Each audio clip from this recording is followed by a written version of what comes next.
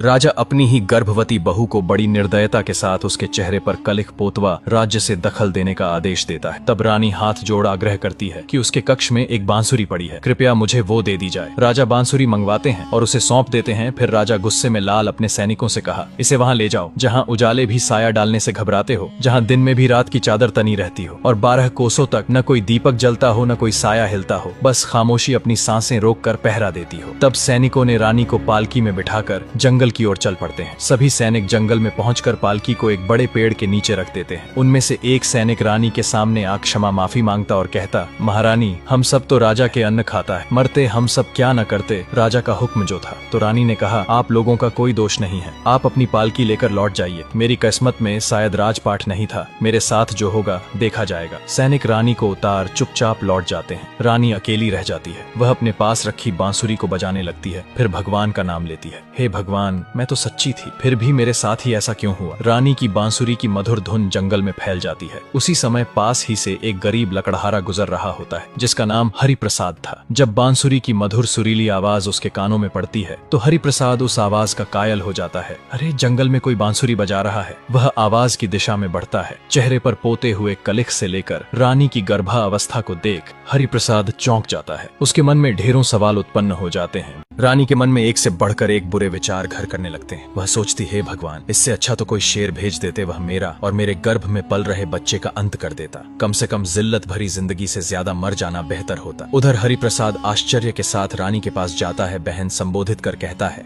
आप यहाँ अकेली जंगल में क्या कर रही हो बहन? आपको यहाँ डर नहीं लगता क्या, वो भी इस हालत में? तब रानी गुस्से से आहट होकर कहती, आपको इससे क्या मतलब, क्या लेना और क्या देना, कृपया यहाँ से आप चले जाइए। तब हरि ने कहा, मैं आपको इस हालत में छोड़कर नहीं जा सकता, आप मुझे अपना भाई मान लीजिए और सच्चाई बता दीजिए। तब रानी आप बीती शुरू से लेकर अंत तक विस्तार से कह सुनाती है। पूरी कहानी सुन हरिप्रसाद की आंखें आंसुओं से सराबोर हो जाती है। हरि ने कहा, अगर तुम सच में निर्दोष हो तो मेरे साथ चलो, मैं तुम्हें अपने घर ले चलता हूँ। लकड़हारा रानी को अपने घर ले जाता है और अपनी पत्नी को सब कुछ बताता है। तो खुशी के साथ हरि की पत्नी ने रानी से कहा, आप चिंता न कीजिए बहन, अब आप हमारे साथ हैं, यह दुख की घड़ी हम सब मिलकर पार करेंगे। कुछ समय बीतता है। रानी एक पुत्र को जन्म देती है। बच्चे का नाम वीरलाल रखा जाता है, ठीक वैसे ही जैसे बाज ने भविष्यवाणी की थी। वह कोई साधारण बालक नहीं था। वीरलाल हर रोज एक बेसकीमती हीरा लाल उगलता। रानी वह हर हीरा चुपचाप संभाल कर छुपा देती। एक डर उनके भीतर लगातार मंडरा रहा था। डर इस बात का कि अगर लकड़हारे को इस रहस्य का पता चल गया तो वह कहीं उनके बेटे को छीन ना ले। एक दिन रानी ने हरि की पत्नी से कहा, मैं कपड़े धोने के लिए नदी पर जा रही हूँ, तुम मेरे बेटे का ख्याल रखना। उस दिन कुछ ऐसा हुआ जिसने रानी की पूरी जिंदगी बदल दी। रानी कपड़े लेकर चली जाती है। जब नदी पहुंचकर कपड़े धो रही होती तो उस समय एक पेड़ पर बैठे तोता ने मैना से कहा, देखा ना मैना, आदमी जात कितनी धोखेबाज होती है। एक भाई अपनी ही बहन की गोद सूनी कर उसके बेटे को लेकर भाग गया। उधर थोड़ी देर बाद लकड़हारा घर लौटता है और अपनी पत्नी से कहता, अरे मेरी बहन का बिस्तर खाली क्यों है, वह कहाँ गई? उसकी पत्नी ने कहा, वो कपड़े धोने गई है, आ रही होगी। तभी बच्चा रोने लगता है। लकड़हारे की पत्नी जो ही बच्चे के पास पहुंची, उसके पास पड़े रहस्यमय पत्थर को देख उसकी आंखें फटी की फटी रह जाती। ध्यान से देखा तो उसके मुंह से निकला एक बेसकीमती हीरा लाल था। वह सोच में पड़ जाती है कि एक बच्चे के मुंह से हीरा कैसे निकल सकता, कुछ तो चमत्कार है। जब बिस्तर पलट कर देखा तो अनगिनत हीरे छुपाए रखे थे। इसका मतलब यह बच्चा रोज एक हीरा उगलता है। यह बात जब हरि को पता चली तो उसके सिर लालच सवार हो जाता है। तो वह अपनी पत्नी से कहता, जल्द से जल्द सामान बांधो और चलो यहाँ से, यह राज्य छोड़ दूसरे राज्य में बसते हैं। तब उसकी पत्नी ने कहा, क्या होगा उस माँ की ममता का जिसने इस बच्चे को 9 महीने पेट में रखा, वह तो तड़प कर मर जाएंगी। ऐसा न करो अपनी बहन के साथ, बहुत हो गया, वो मेरी बहन है तुम्हारी नहीं। अब बहस मत करो, बच्चा उठाओ और चलो। तब तोता ने मैना से कहा, देख लिया ना मैना, ये आदमजात चोर भाई कितना दगाबाज निकला। दोनों बच्चा उठाकर घर से भाग जाते हैं। उधर रानी को अचानक चिंता होती है, कहीं बच्चा रोने लगा हो तो क्या होगा। अब जल्द से जल्द हमें घर पहुंचना चाहिए। रानी दौड़ते हुए घर पहुंचती है। वह अंदर घुसती है। घर सुनसान पड़ा था, मानो घर में कोई रहता ही न हो। रानी घबरा कर कहती, हाय मेरा प्यारा बच्चा कहाँ है? रानी सिर पकड़ फूट फूट कर रोने लगती है। रानी अपने बेटे के सदमे में चकरा जाती है। एक पल में ही उसकी दुनिया उजड़ कर बेजान हो जाती है और वहीं गिरकर बेहोश हो जाती। पास खड़ी एक बूढ़ी औरत ने उसको उठाया, फिर उसे पानी पिलाया। होश में आते ही वह बिलख बिलख कर तड़पने लगती और कहती, हाय मेरा बेटा, मैं वो कहाँ पाऊंगी अपने दिल के टुकड़े को? इस दिन को देखने से पहले मैं मर क्यों नहीं गई? तब बूढ़ी औरत ने उसे धीरज धराते हुए कहा, बेटी ऐसा तुम क्यों कह रही हो? आखिर तुम्हारे साथ हुआ तो हुआ क्या? तब रानी ने कहा, माँ, यह जो लकड़हारा है, हरिप्रसाद और उसकी पत्नी मेरे बेटे को चुरा कर लेकर भाग गए हैं। पता नहीं मेरे लाल का का क्या हाल करेंगे। तब बूढ़ी औरत ने कहा, तुम चिंता मत करो बेटी, तुम्हारा बच्चा तुम्हें जरूर मिलेगा। वह भाग कर जाएगा कहाँ, किसी न किसी जगह रुकेगा ही। अब रानी खुद अपने बच्चे को खोजने का फैसला करती है। तब रानी ने अपनी बांसुरी उठाई और निकल पड़ी एक सुनसान और एक अनजान सफर पर। तब तोता ने मैना से कहा, देख रही हो मैना इस माँ की ममता को। कहाँ महलों में रहने वाली रानी थी, आज बच्चे के कोह में भिखारिन बन गई हैं। उधर लकड़हारा और उसकी पत्नी बहुत दूर एक अनजाने शहर में जा बसे। लकड़हारे ने सोचा अब वह यहाँ कभी नहीं पहुँच पाएगी। इधर 9 साल बीत गए। रानी भी भटकते भटकते उसी शहर में जा पहुंची जहाँ लकड़हारा रहता था। रानी भीख मांगकर अपना पेट भरती किसी तरह वक्त काट रही थी। उसी राज्य में एक मंदिर था जिसकी रखवाली पंडित बैजनाथ करते थे। उनकी शादी को लगभग 50 साल होने को थे, लेकिन उनके कोई औलाद भगवान ने नहीं दिया था। पंडित जी की जिंदगी भी कुछ इस तरह से चल रही थी। उन्होंने जब रानी को देखा और सोचा, इतनी नौजवान और खूबसूरत स्त्री है पर भीख क्यों मांग रही है। पंडित जी बड़ी आशा और उम्मीद के साथ रानी के पास जाते और कहते, बेटी तुम किसी राजा महाराजा के घराने की लगती हो, आखिर क्यों भीख मांगती हो, भीख मांगना छोड़ क्यों नहीं देती। तब रानी ने दबे स्वर में कहा, बाबा किस्मत ने मुझे ऐसे मोड़ पर ला खड़ा किया जहाँ रोटी के सिवा और कोई सवाल नहीं बचा। कुछ अपनों ने छीना और जो बचा था उस ऊपर वाले ने छीन लिया। तब पंडित ने कहा, बेटी तुम मेरे पास रहो। इस शहर में एक से बढ़कर एक नोच खाने वाले सियार मिलेंगे पर बचाने वाला कोई नहीं। अब दोनों एक साथ बाप और बेटी के रूप में रहने लगते हैं। एक दिन रानी अपनी बांसुरी बजा रही थी। जब उसकी आवाज पंडित ने सुनी तो वह दंग रह गया। वाह क्या धुन है, ऐसी धुन तो मैंने कभी नहीं सुनी। उधर हरिप्रसाद अथाह धन दौलत का मालिक बन चुका था। अय्यासी का दूसरा नाम सेठ हरिप्रसाद था। नगर की कोई ऐसी स्त्री नहीं बची थी जिसका स्वाद सेठ ने ना चखा हो, और चखे भी क्यों न। फ्री की अथाह धन दौलत जो थी वह 24 घंटे भोग विलास में डूबा रहता। इन सभी बुरी आदतों के साथ साथ उसमें एक अच्छी आदत भी थी। जो लोग उसके दरबार में उसका मन बहलाकर उसे खुश कर दे, वह उसे ढेरों हीरे जवाहरात दिया करता। यह वही लकड़हारा हरिप्रसाद था जो रानी का हीरा उगलने वाला बच्चा चुरा कर लेकर भाग आया था। पंडित बोले, बेटी तुम कमाल की बांसुरी बजाती हो, मेरे पास तो तुम्हें देने को कुछ भी नहीं है, पर एक हरिप्रसाद नामक सेठ है। अगर तुम उसके दरवाजे पर बांसुरी बजाओ तो शायद वह प्रसन्न होकर तुम्हें कुछ दे दे। तब रानी ने कहा, क्या वह यहीं का रहने वाला है या कहीं और से आया है। पंडित ने कहा, उसे यहाँ आए हुए 9-10 साल ही हुए हैं। अब रानी को यकीन हो गया कि वही हरिप्रसाद है जिसने उसके बेटे को चुराया था। उसने सोचा, बेटा लौटाए ना लौटाए, कम से कम मैं उसे जी भर के देख तो लूंगी। इसके बाद पंडित जी और रानी हरिप्रसाद के घर की ओर निकल पड़ते हैं। रानी ने बांसुरी बजानी शुरू की। घर के भीतर हरिप्रसाद और उसकी पत्नी बांसुरी की आवाज सुनते ही दोनों चौंक गए।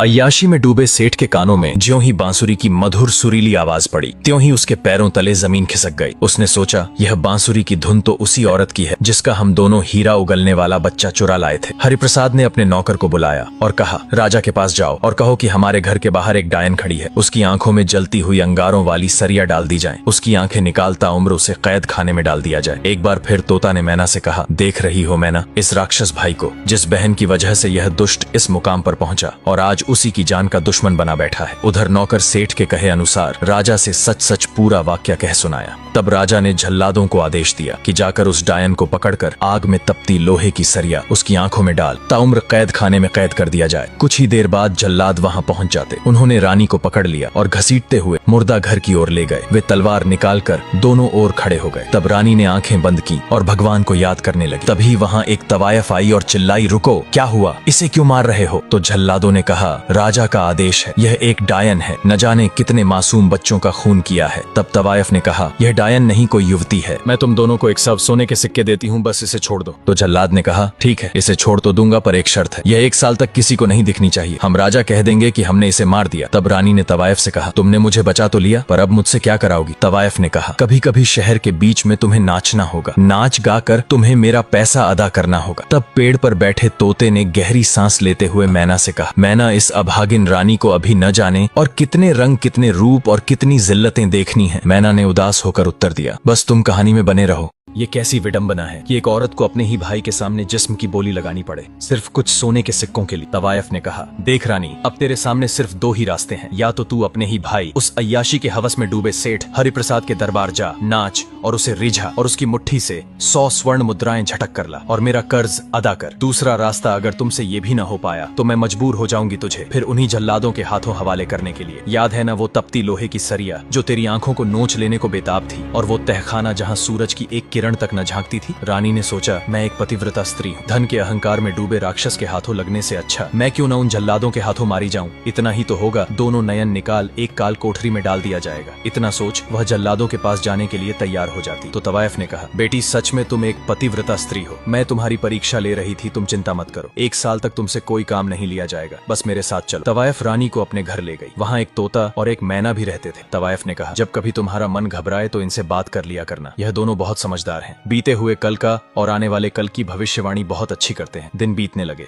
एक दिन मैना ने रानी से पूछा, आपकी आंखों में हर रिश्ता टूटा हुआ ही क्यों लगता है, जुड़ा हुआ क्यों नहीं? रानी कुछ आप बीती सुनाओ ना। तब उन्होंने राजकुमार के वादे से लेकर मुंह काला कर घर से निकालने तक का सफर, बच्चे के चोरी होने से लेकर जल्लादों के हाथों मरने तक की पूरी यात्रा कह सुनाई। इतना सुन तोता मैना की आंखें आंसुओं से नम हो गई। उधर 6 महीने और बीत गए थे। एक दिन तवायफ रानी से मिलने आए और कहा, मैंने सुना है तुम्हारे पास एक बांसुरी है जिसकी धुन से किसी को भी कायल कर सकती हो, तो एक बार मुझे भी बजाकर सुनाओ। रानी ने बांसुरी उठाई। ज्यों ही उसकी धुन बजी त्यों ही तवायफ की आंखें भर आईं, उसकी आत्मा तक भीग गई। तवायफ ने रानी से कहा, आखिर क्या जादू है तेरी इस बांसुरी की धुन में? जब तू उसे छेड़ती है तो जैसे हवाएं थम जाती हैं, पंछी चुप हो जाते हैं और लोग सांस रोककर सुनते हैं। ये कोई साधारण धुन तो नहीं। फिर तवायफ ने कहा, मैं तुम्हें और 6 महीने की मोहलत देती हूँ, बस एक शर्त है, मुझे यह बांसुरी रोज सुनाना। तब रानी ने कहा, आप चाहो तो दिन में 2 बार सुन लीजिए माता, जैसे ही दिन निकले आप आ जाया कीजिए, मैं जरूर सुनाऊंगी। उधर 12 साल बाद राजकुमार युद्ध जीत कर अपनी सेना के साथ उसी शहर से होकर गुजर रहा था जहाँ रानी रह रही थी। तभी बांसुरी की आवाज सुनाई। राजकुमार के कान खड़े हो गए। उसने सोचा, यह तो वही धुन है जो मेरी रानी बजाया करती थी। उसने सेनापति से कहा, मुझसे बहुत बड़ी भूल हो गई। क्या तुम्हें याद है जब मैं बाज पर बैठकर महल लौटा था, मैंने रानी से कहा था कि मैं 10 दिन में वापस आऊंगा, लेकिन मैं वादा भूल गया। अब 12 साल बीत चुके हैं, ना जाने मेरी प्राण प्रिय रानी किस हाल में होगी, पर यह बांसुरी की आवाज तो उसी की है। सेना को यहीं रोक दो। सेनापति, तुम पता लगाओ कि यह बांसुरी की आवाज कहाँ से आ रही है। उधर अय्याश सेठ हरिप्रसाद के घर पल रहा वीरलाल अब बड़ा हो चुका था। एक दिन उसने सोचा, चलो आज नगर में घूम आता हूँ, शायद कुछ नया देखने को मिले।